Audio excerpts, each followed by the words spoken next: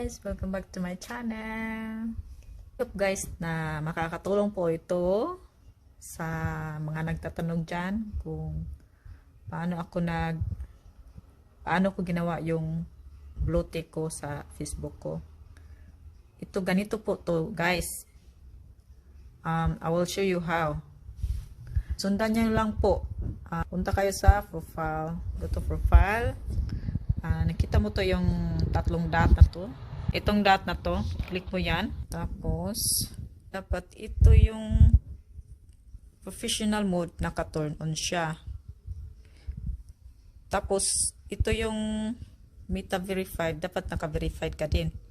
So, i-click mo yung metaverify. I-click mo yan. This is for example po, ha.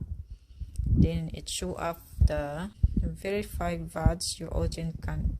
It means that when you have a blue tick on your profile, and then the people that will see on your blue tick, it means that you think that you are real person.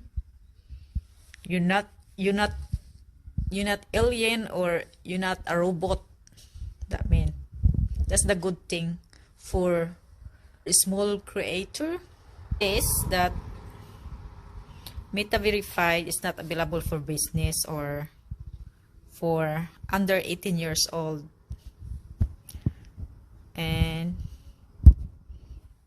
i-continue lang po yan. Tapos set up the payment. You can choose like a passport or driver license, but for me I have to choose driver license. So I upload, take photo my ID, upload, when you upload it, and then follow the instruction. I-click mo lang to yung yung set up payment after. This is only for example. See, it charged me $25 amount.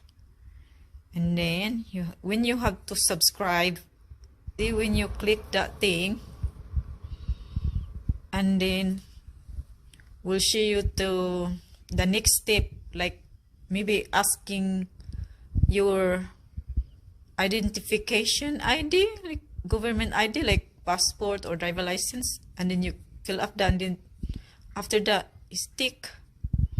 Yeah, and just wait. They email you. They let you know that your metaverified is active. Yeah, per month. You have to pay per month. It's depend, guys, how much that.